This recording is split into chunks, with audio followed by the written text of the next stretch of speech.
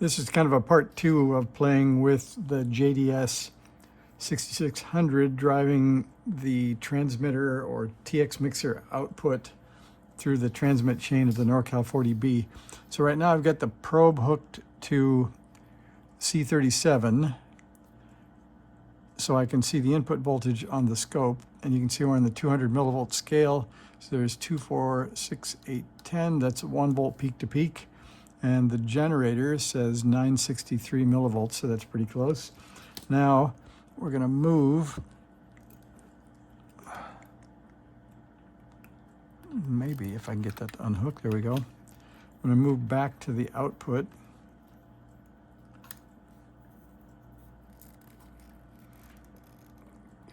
There. And we'll get back up to the 5 volt scale. Then we'll key it once to see. We should be still at, I think, about 30 plus. So there's 5, 10, 15, 20, 25, 30, 35.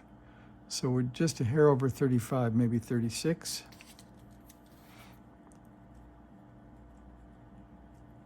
And one more shot. Since we figured out the value for 35, let's figure it out for 36. So 36 squared divided by 400.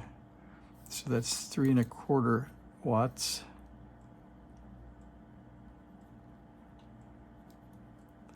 So then I'm going to move to, let's see if you guys can see that or not, but I'm going to move frequency. I'm going to move the cursor from the 0 position there to the 2 position. I'm going to move up to 40, and then I'll set that down to 0, and I'll set that one to 0. So we're at 7040 kilohertz. And then we're going to do this one more time, and I'm going to grab an adjustment tool so we can see if we can play with the transmit mixer a little bit. See if we can get you back up there. You can see the scope. Then we'll key it. And we'll get over here on C39, which is the transmit bandpass filter. And we'll peak that for 7040. Because that's a good place to peak. I think that looks about right. So that's at about 3 watts.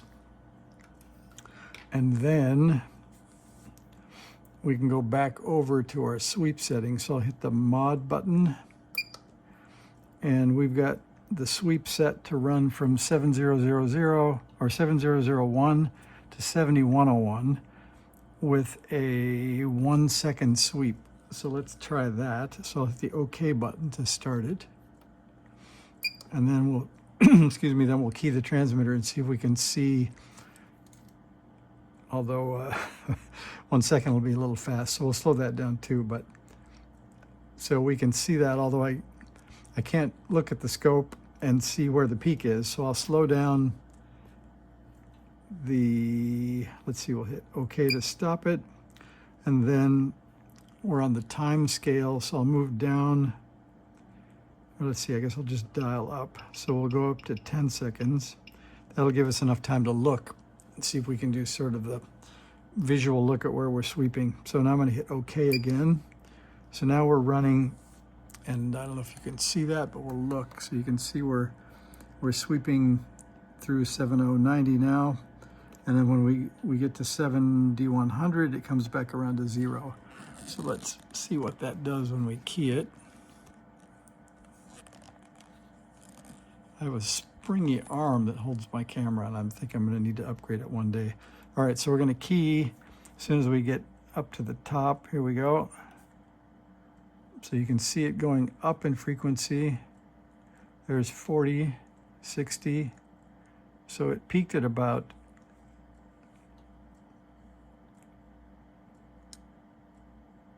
it's like at about 7060 is the peak, which is kind of interesting because I thought I peaked at 40. So let's stop there. We'll go back to wave again.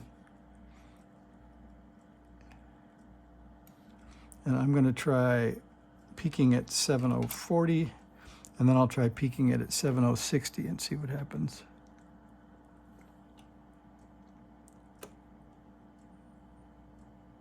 So maybe I missed the top of that peak. All right, so that looks like it's peaked at 7040, so let's try that again. So I'll go back from wave mode to mod mode, and I'll hit OK, and then we'll key it, and now we can see it running again, and it's peaking at still maybe close to 70 or 80. So it's kind of interesting. So I wonder if I peak it lower at maybe 7020 and then see if we get a peak closer to the middle of the sweep range. So I'm going to hit OK to stop it. Then I'm going to go back to wave mode, and I'm going to drive it back down to 20.